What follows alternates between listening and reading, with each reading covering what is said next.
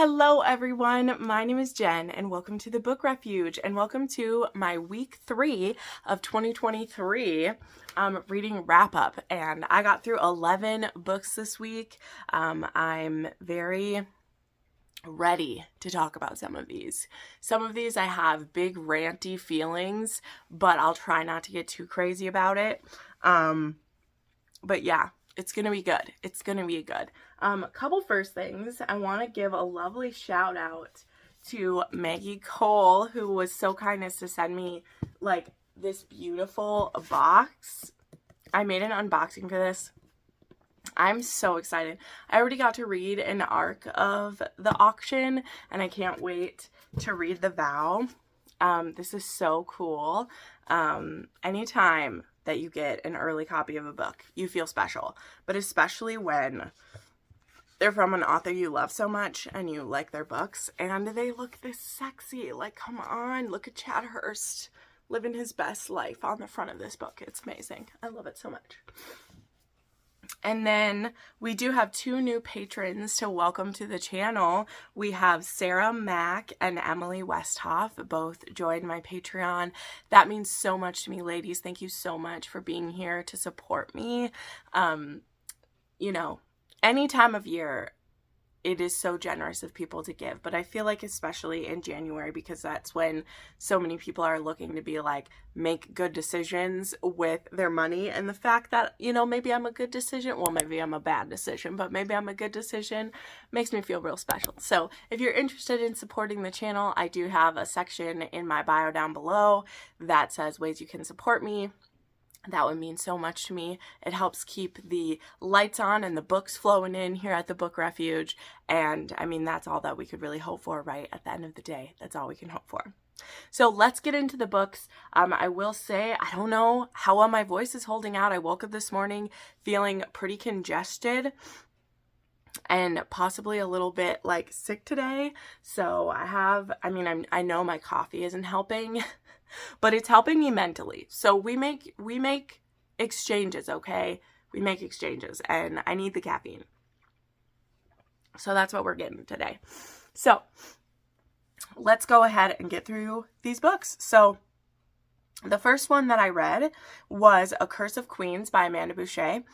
This is the newest release in her Kingmaker Chronicles series, and this is actually the first one that's about a different couple. This is the one where like she had like a 5-year gap between these books coming out.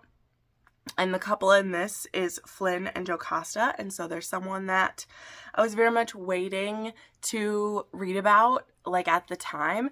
And then when, like, I actually had an arc of this book and I never got around to it. But one of my patrons, she really wanted this whole series annotated. So it had me reread the Kingmaker Chronicles, which I had my ups and downs with. She said it was very fun to see my thoughts as I was reading those. So I'm glad they were fun for you.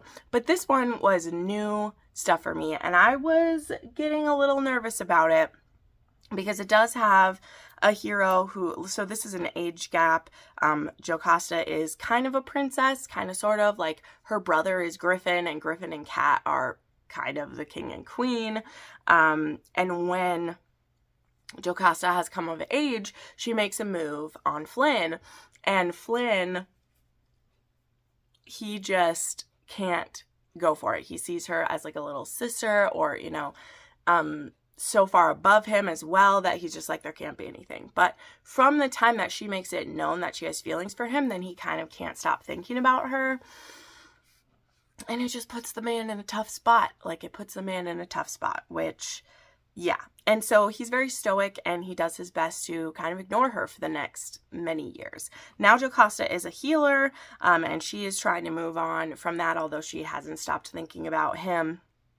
But when her sister-in-law, Kat, has a curse put on her and her unborn baby, Jocasta and Flynn are the ones who are really going to go and try and solve it because they don't want Kat and Griffin to be in any dangerous situations. Or as most as we can protect him. So this was a very slow burn between these two. This was like a friends to lovers, age gap, forced proximity. And it was a very like low spice. This is probably the lowest spice of all the books. You know, I've got to be honest about that. However, it was a very beautiful first scene because this is also a double virgin scenario. Okay. Flynn has never been with anyone else and he's in his 30s, and neither has Jocasta because she's kind of been waiting for Flynn. So there's a very beautiful first love scene. It's just kind of the only thing that we get. But the curse was very scary. It was an intense type of curse that was put on Kat and her unborn baby. And it was just like, oh, you know, like it was a lot. And the adventure that they went on to solve it was fun. So I really did enjoy reading this. And I mean, I'm glad. Like, I want to like the books that I'm reading, and I want to be able to say fun things about them for the people that I'm annotating them for. So I ended up giving this 4 stars, and it was a 1 on my spice scale, but you know what? They don't always have to have spice. And I wasn't expecting it to be like over the top or anything, so it's not like I was disappointed. But, you know, I love when there are like 2 virgins in a romance. Actually, that is a story that I really love.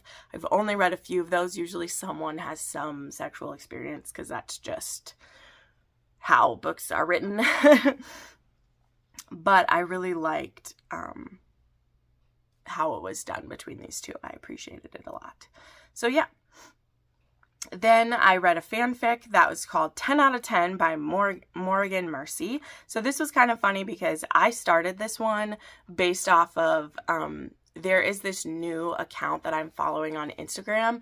If I can find it, I'll link it, but I don't know. But they basically do like, all their account is fanfic recommendations. And they did one that was like shorter, Dramini Rex, like not necessarily novella, but like under a certain amount of words. And there was this one called 10 out of 10. And I already started reading this. And then one of you guys put it into my book rec form. So this actually happens a lot, where we just have the same brainwave. So I was actually already reading 10 out of 10. I can't remember who recommended this. I think they kept it as anonymous, but I was already reading it. So good suggestion because you knew my brain apparently. And this was a Dramini fanfic that was a forced marriage. And so what happens is, you know, as a lot of them do when they're a forced marriage, there's a marriage law, and Draco and Hermione are paired together, and they have 2 weeks to consummate their marriage, or they'll both be thrown in Azkaban for a certain amount of years. Like, it's one or the other. And Draco has already been to Azkaban before, and he does not want to go back. But Hermione is like, I am not going to be bullied into this. I'm going to try to find a loophole. And there's more loophole, like there's more like things to do with this than even just the ministry law, because it turns out that the Malfoy family line, they actually have like fidelity clauses and like other things that are wrapped up into when you marry a Malfoy. So there's even more like restrictions that are put on this marriage than even they know. Now, where the 10 out of 10 comes from is that Hermione tells Draco, we're going to try to find a way out of this, but in the meantime, we need to work on our comfortability level, because what is your comfortability of touching me right now? And he's like, it's a 0 out of 10, because she's like in a scale of 1 to 10.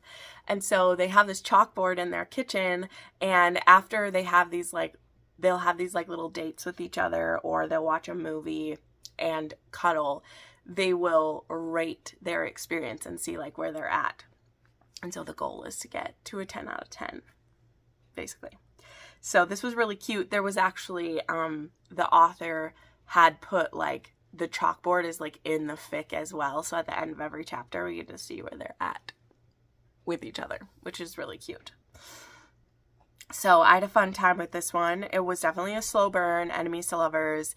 They, Draco was kind of mean to her in the beginning, so... But that's not a surprise. I mean, it's Draco. So I gave this one 4.5 stars, and it was a 2 on the spice scale, but it was very sweet. I enjoyed it a lot. Then I continued my reading of Clifton Forge, and I read Stone Princess, or I listened to Stone Princess. This was great. This had Teddy Hamilton and I can't remember the female narrator, but I loved this one. This was Presley, who is the woman who like works at the garage, we've picked up in other books that she was from a troubled home and she had escaped, and Draven had given her a place to work without really much explanation. He let her work at the garage. He'd protected her from the motorcycle club when they were still a club, and then had just been like a surrogate father to her. So it was very tough on her when we lose him in a previous book. And then we have Shaw is in town. He's an actor and a producer, and there's this movie that's going to be filmed about the drama that's happened in the last couple of books.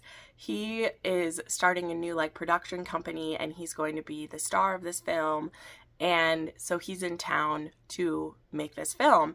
And Presley and the rest of the guys at the garage, they obviously don't want this to be made because they don't want to see Draven disrespected. They don't want to see their lives made into a show for people's entertainment. And Shaw, like, he feels like this is a powerful story to be told, but the more he understands these people, he sees what kind of damage it could do to make a film about this. But also when he sees Presley, he's just completely drawn to her, and he's only going to be in town for 6 weeks to make this film, but he's like, why can't we make each other happy while I'm here in Montana? Like, let's do it. And he actually ends up buying a house while he's there so that he doesn't have to stay at a hotel the whole time, and it ends up being the house right next to hers, of course. So they're neighbors. It's like forced proximity as well. So this was small town. This was really fun. I really enjoyed these two together. She was from a previous abusive family, and Shaw actually has a really interesting history too, because he's from a family of law enforcement, and he was actually a police officer when he was young before he became an actor, and he has some history with bad cops. And so he's very much drawn to the role that he's playing because he feels like it represents a place that he has come from before. So I don't know. I had a great time with this one. I really loved Shaw. He was maybe too perfect. Like, I can understand that. But I just loved him and Presley, and I ended up giving it 5 stars because he definitely fucks up in about like the 60% part of this book. And I was like, Devney Perry, what did you just do? However, he had a good grovel. And if a hero's gonna fuck up, he's gotta have a good grovel. And he does, y'all. He does. And so it worked for me. So I gave this 5 stars, and it was a 2 on the spice scale. Then I read another fanfic. This one is called The Radiant, and it was by Fury Shashka. This one was recommended by one of my friends because I said that I wanted to read more with Lucius and Ginny. I've only read one of those before, and I really liked it, and I want to read more fics with Ginny. Like, I don't know, I love Hermione. 90% of the fics I read have Hermione, but Ginny just has kind of this like extra oomph. She's less bookish, but she still loves to read usually. And she's a bit more sporty, right? She has the Quidditch side of her. She's usually in fic. She's a professional Quidditch player in these. And in this fic, The Radiant, it actually starts with her being Draco's lover. So they have hooked up with each other. She's now a sports writer for a paper, and her and Draco have had business stuff, and they become fuck buddies, basically. And he brings her around his house a couple of times, and her and Lucius have these, like, crazy, like, sparks with each other. And there's actually a time where he, like, catches her and Draco fucking, and he, like, watches for a minute and is very much, like, entranced by her. And then when Draco dumps her, she has this moment of panic where, like, Draco had borrowed these very precious, like, books of hers from her, and so she's freaking out, and she reaches out to Lucius, and she's like, I need these back, they're very important to me. And Lucius is like, my son is a fuck up sometimes, let me find them for you. So he does, and they have this crazy moment where they fuck on his desk. And then he's so stunned by the feelings that he has when they are sleeping together. And he feels so guilty that this was just his son's girlfriend. And then he did this. And so he, like, doesn't talk to her for a while. And she is kind of devastated and goes through this, like, spiral because she's like, am I having feelings for Lucius Malfoy? Like, it was one thing when I was having them for Draco because he in a large part, is kind of innocent of what his family has done, but Lucius was definitely a part of that. And so a lot of this book is about how Ginny can reconcile the feelings that she has for Lucius, and also a big part of Lucius being able to forgive himself and come to terms with things that he did during the war. And he has a very interesting story in this. This also involves like the Weasleys being pretty shitty to Ginny, but the way that they like made up in the end brought me to tears multiple times. So this book also has them dealing with their sexual kinks in this book. Like, they both have some kinks, and there is even some scenes where Ginny dominates Lucius because he asks her to. He's like, I need you to like punish me today. Like, I need that. And you know what that does to me. It does it to me. So like the tropes in this one were age gap, enemies to lovers, BDSM, and ex's dad. Like, this is an ex's dad romance, you know? That's what this is. It was great. And this one was a 5-star for me, and it was a 5 on the spice scale. There's a lot of smut in this. There's bondage, spanking, rough play, anal play, sex, or rough sex. And then the trigger warnings, there's some PTSD, and there is family drama. Because like I said, the Weasleys were a little triggering for me in this one. They were frustrating. Okay, then I read Preservation by Ashley Mack. This is book 2 in her novella series that takes place at like a college. This one actually has 2 students. It has like a first year student, and then it has like a senior. And so he is like her mentor in this program, but it's not like really an age gap, right? But it has to do with preservation of documents and stuff. And it's very much like a grumpy sunshine, and he starts having feelings for her right away. There is some kinky dynamics between the two of them. He definitely is very dominant and has some like, you know, things have to be done perfectly, and it was pretty hot between the two of them. So this was short and sweet and fun. Rome and Sin are their names, and I gave this 4 stars, and it was a 3 on my spice scale. There weren't really any triggers that I noticed. Well, there's kind of a manipulative dad, but he's kind of like off to the side. He's not like extremely controlling, but you can tell that like, wow, that guy is a jerk kind of thing. All right, then I read Heart of a Reaper. This one was on my TBR for the month for, this one was on my list for the month because of, for my trope challenge, and I picked this as a monster one, and this was recommended by a viewer. So I don't have the name for this viewer, but if you're the one who recommended it and you don't want to hear me rant about it, you can just skip until I'm holding up the next book, okay? Because I don't want to offend you or be cruel. I normally don't rant about books on here, but I'm going to rant about this one. So if you don't want to see me do that, you can just move on to when I'm holding up the next book, because that's great. I hated this book a lot. I thought it was extremely disturbing. I'm pretty pissed about what the trigger warnings were, because I think they were a filthy, dirty lie, and it's disgusting that the author thought it was cute to have a whole list of triggers, just a whole list of them, and then to call the biggest trigger in the book this like cutesy little name. Like, I'm supposed to know what it means, okay? The trigger warning that was supposed to be like the really disturbing is that there was unrequited familial love. Now, I know that that maybe could be seen as like being in love with a family member, because maybe that's what it sounds like. But in my head, I was thinking, well, does it mean that like a parent isn't loving you? Because that's what I would think as a girl, of like, I love my parent and they don't care about me. I don't know. I didn't immediately jump. I should have, because this was a dark romance, and it's one of those where the author lists everything, right? They list dubcon, knife play, suicidal ideation, depression, violence, choking, biting. Like, there's all the things. But there's authors that don't write this kind of stuff in a book that also list every little thing that there is. Because a lot of those kinky things, they're listed there to scare you. You know, like biting, torture, you know, like those are there. And those can be varying degrees of things, you know, like they can be varying degrees of things. I'd never heard of this author before. I've never heard of Y.D. Lamar. When I had posted that I was reading it, I had one of my friends be like, do you know about this author? And I was like, I don't know anything about it. This was a viewer rec. I'm just going to read it. It isn't that long. Let me go.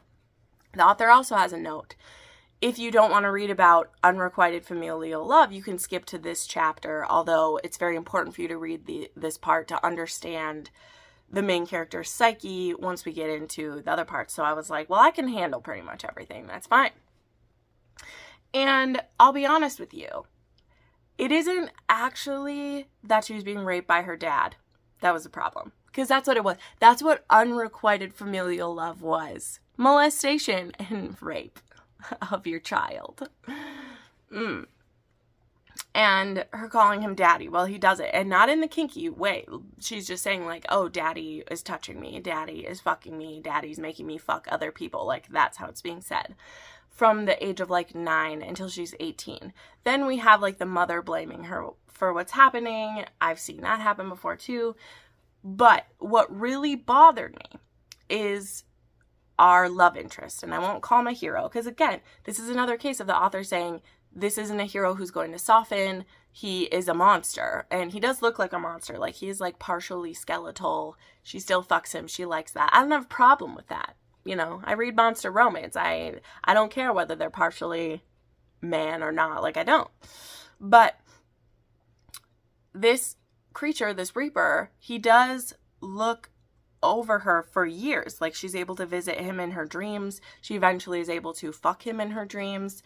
And then he's spending part of the book trying to find out how to become human so that he can have her and like make her his. And he discovers the way he's able to do that is if he reaps enough souls, he can become corporeal. And he does that by starting a war and killing big swaths of people in the Middle East. Yes, he starts a war in the Middle East and kills many, many people so that he can become corporeal and have his bride, have his woman. But what really pushed me over the edge is that he watches her be raped by her father for a decade. Doesn't do anything about that. Lets that happen. Sees her be raped by a classmate. That classmate ends up dead. Okay, cool. He tortures that man who raped her. Again, didn't do anything to the father at all. Then there is a time where now her parents are gone and we skip ahead. And so that's like at that chapter 8 where then like all that stuff happened. And we skip ahead and he has just like abandoned her for years, where you could say maybe like they aren't years to him because I think he's in his demon realm again, trying to find out how to be corporeal. She starts dating someone consensually. And honestly, that we see on page, the first consensual touches that she's had, where she's not being raped by a classmate or her father. And when she is consensually touched by a man, the Reaper shreds him in front of her. And she's just like, wow, he loves me so much because he shredded this man. This demon Reaper watched her be raped by her father for a decade, and didn't do anything because, spoiler alert, it's not him who kills her father, it's her. She finally kills her father for what he's done to her and how much he's messed up her head. But this man who consensually touches her gets shredded into pink goo. And the rage that I felt, and I know that I know I'm not supposed to love this guy, but then I get to the end and I'm like, why? I don't like him. You added all these kinky types of sex in here and they do nothing for me because this man didn't protect her from anyone that she actually needed it. That man he tortured for raping her as a teen, like her fellow classmate, that guy still got to rape her, and after the fact it was stopped. Her father died. She's the one who did it. None of these assaults were ever stopped by this Reaper who can see what's happening to her. But when someone is consensually touching her and being kind to her, that's too much. You won't ever let anyone else touch you. Well, how about all the people that you let touch her? I won't death spiral the way that I did with my friends the other day, but this book, I don't understand the purpose of it. And that's something that I struggle with, okay? Because I read a lot of types of weird shit. I know that. But at the end of the day, I read in a matter of taste. This was not to my taste. Again, the person who recommended this to me, I don't know if they were recommending it just because they wanted this reaction, because that does happen. And that's okay. I understand it. Sometimes we just want to know what people like. But I don't understand how anyone thought that, like, this is the book for Jenn. Someone being viciously raped by her father for a decade. Jenn's going to connect with this. And they're the ones that make me want to burn my list, y'all. Okay, I'm just saying. I had to rant. Okay, I'm sorry. I love you all. Some of the best books I've ever read have been viewer recommendations. I promise. I don't mean it. But when I get a recommendation like this, it kind of breaks me a little. Because I'm like, people just wanted to fuck with me. That's what it has to be. Somebody wanted to fuck with me. Because there wasn't a single second of this book that was enjoyable. And I know. I'm the one who, like, I enjoy Dark Romance. Pam Godwin's one of my favorite authors. Bad things happen to the characters in those books. But there's a glimmer of hope in them. There's this beauty that's inside the pain. And this one was just all pain. And then this possessive monster who thinks he's going to sweep in and, like, take his bride, when he just watched her be in pain for her whole life. And then when she could have something nice with a normal man, he's like, nope, I got to kill that one because you're mine. But I'd still let you be raped for 20 years. Yeah. No, I hate it. I hate it. So I gave it 2 stars because I'd finished it. Oh, it's a 3.5 on my spice scale, and it's disgusting. I'm sorry. I hated it, and I don't recommend it. I don't recommend it. Moving on. After that, I needed to read something sweet and cozy. So I read The Sword of Gryffindor by Falling Flurry, and this is one that I've been really wanting to read ever since the fanfiction readathon, because this is a Snape and Neville fanfic. This is a 7th year at Hogwarts where, like, things are going canon-wise. So, like, Snape is the headmaster, and Neville and the rest of Dumbledore's army, who's still at school, is trying to survive. Like, they're trying to make it. And Neville is attracted to Snape. And they get in, like, Neville has detention with him one day, and things get a little bit sexual. And it gets a little bit fun and funky, you know? And they both discover that Neville likes to be called a good boy and to be spanked when he needs it. And Severus likes to do that and then comfort him and wash him and love him. So this was very much like a hurt and comfort. And we're trying to make it through the war together. And meanwhile, Neville is still, like, trying to undermine him as a headmaster whenever he can. Because he's like, we got to make sure that everybody lives through this. So I had a great time with this one. This is obviously student teacher. There is kinky goodness in here. romance. I had a good time with it. So this was a 4-star, 2.5 on the spice scale. There was spanking, praise, and bondage in here. It was delicious. Then I read Noble Prince by Devney Perry. This is book 4. This one is about Scarlet and Luke. I don't want to tell you, like, who Scarlet is or what she has to do with anything, because if you're reading through the series, I don't want to spoil it, because Scarlet is kind of a surprise. But Luke is a police officer. He's a really great guy, and the scenario that we end up in is that Scarlet is kind of in, like, a witness protection scenario, but she doesn't actually want to enter into witness protection. She has seen something she shouldn't see from another motorcycle gang, and so Luke is protecting her. And so it's a forced proximity. They're stuck together. She's hiding in his house, and they are slowly falling for each other where they are. And I absolutely adored Luke. He was so sweet. He's such a good guy, and I loved seeing him protect her and also work together with the men of the town who used to be in the Tin Gypsies take care of her. And I loved that. So I gave this one 4.5 stars, and it was a 2 on the spice scale. And this one had some praise going on when they had some sexy time, which I loved. I loved. Okay. Then I read Photo Finish by Elsie Silver. I'd actually started this a little while ago. Not too far ago, I guess. Because yeah, this was on my TBR for this month. This one was for my trope challenge, and this one I read for military, because Cole is ex-military and he actually is an amputee. And it was very interesting because he's actually an amputee who has kept it a secret all this time because he didn't want the pity of it. And it's definitely something that has very much changed him. He lost a relationship because of being an amputee. The woman that he was with, you know, she couldn't handle it, the loss of what she saw as like the loss of his masculinity. And so he's very much curved in on himself. And Violet, she is a jockey. We saw her in the first book. She actually rides Dee Dee, and she's amazing. And the thing is her and Cole actually know each other. But she doesn't know that she knows him, because they had actually communicated in an online forum where she had posted some nudes of herself, and Cole found them. And he doesn't really engage in sexual congress in person anymore because of some bad experiences he had. And so he likes to find women that he can pay to give him cam shows, basically. That's basically what this is he was looking for a cam girl. But she doesn't feel good about that because she doesn't get to see him. And so they end up having this communication back and forth. But, like, he has seen what she looks like, and she hasn't seen him. And so the beginning of this book is him coming up to her and, like, calling her screen name.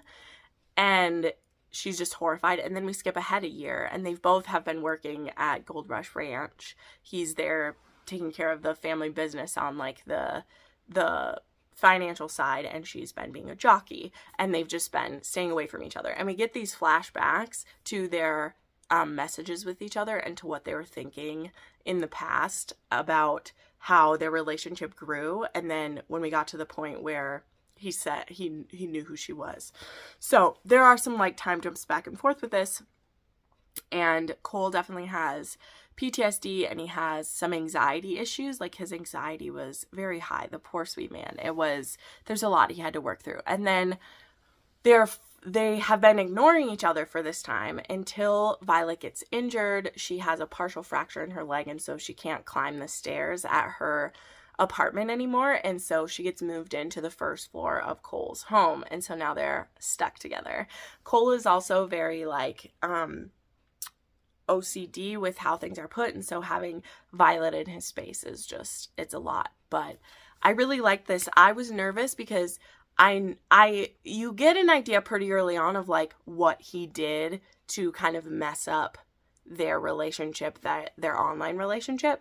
But once you get it from his head and you know, like, the anxiety he was having and the things he was struggling with, I really had a lot of empathy for him. And I was just like, oh, like, it's so much. And also, Violet is just such a badass. I mean, you know, she had to be with the brothers that she has, right? Because this is Violet Eaton. So this is Cade and Rhett's little sister. And so she's moved away from home because she was being suffocated by a dad and 3 older brothers. And she's a very independent woman. And so she wants to help Cole, but she also isn't going to put up with that shit, right? So I ended up giving this 4.5 stars. It's a 2.5 on the spice scale. This does have praise in it and voyeurism, which was a nice little surprise. And then there are trigger warnings for the PTSD, anxiety, and there is also some sexual harassment from an outside character. Then I read this little gem, Ensnared by the Werewolf. I am trying to catch fully up to the Monster Love series by Lillian Lark. And so last week, I think, was when I read the, what was the other one that I just read?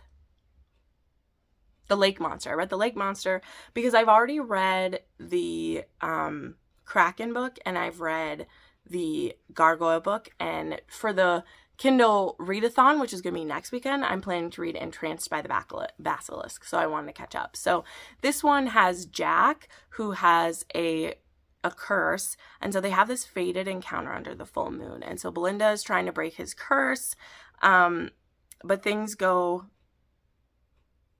from bad to worse. Oh my gosh, that's so funny. This is so funny. Oh my gosh, I thought so when I was reading it. So in the Lake Monster, there's supposed to be someone who's going to go on a date with the Lake Monster who doesn't show up, and that's what happens in that. And so Belinda actually tries to go on that date because her fated mate is scared to have her, which is, of course, the werewolf. And he shows up and stops her from going, and that's what leaves the opening for what happens in the Lake Monster. So, oh my God, that's so cute. So this was fun. It was kinky. There was nodding and breeding and primal play, and it was really fast. I mean, it's only like 80 pages long, but it was cute. It was cute. And then lastly, which is perfect because the sun is coming to chase me out of my position, I did my reread of The Highwayman by Kerrigan Byrne. This was also a pick from a patron who wanted me to annotate this for them, and I just had the best time doing it. I got to revisit Dorian Blackwell, the Black Heart of Ben Moore. He's a ruthless villain. And then we have Farah, who actually works for Scotland Yard. She works for Carlton Morley, who I love Carlton Morley so much. He gets a book much later in the series. But she has a secret from her past that Dorian has uncovered, and he is going to use it to kind of get revenge on some of the upper crust people in England, but also to keep her safe, because there's some other people who might be finding out her secret as well. Like, if he was able to find it out, other people might be able to find it out. And so he kidnaps her and brings her to his home in Scotland, and he also might be forcing her to marry him so that she has the protection of his name. And there's this ragtag group of men that he lives with who just fall in love with Farah right away. He also has a lot of PTSD, and he means this to be a name and name only. And Farah says, if I'm going to marry you and be stuck with you forever, you are going to give me a family. I want a baby. And I was set up to be able to marry someone, because she was actually going to maybe marry Carlton Morley, and it would have been kind of like a friendship marriage, but they would have had children. She's like, you will give me a baby or I'm not doing this. And he's like, I don't know if I can have sex with anyone. And she's like, we'll figure it out. So it involves being tied up in some positions, and it involves some very rough and naughty, sexy times, but it also involves a lot of heart and a lot of longing and so much angst, and just the banter between them and the connections between them and the secrets that come out. There's a reason this is one of my favorite historicals of all time. So thank you so much to Komal for letting me reread this book, for letting me experience it again. I had to stop myself from rereading the whole series because I don't have time to do that. But I highly recommend this. And also the audiobooks for this series are out of this world, okay? The accents are amazing. So this was a 6-star book. This is a 2.5 on the spice scale. And there is bondage and some spanking going on in this one. So I love it. So there we go. My voice is just about shot and the sun is coming in, so it's time to end this. Thank you so much for watching. Make sure you're subscribed to my channel. I have a playlist of the other weekly wrap-ups from this year that I've done so far. Also check out my taboo playlist if you'd like to get some recommendations for some other kinky and taboo books that I've read. So thank you so much for watching, my friends, and I'll see you next time. Bye.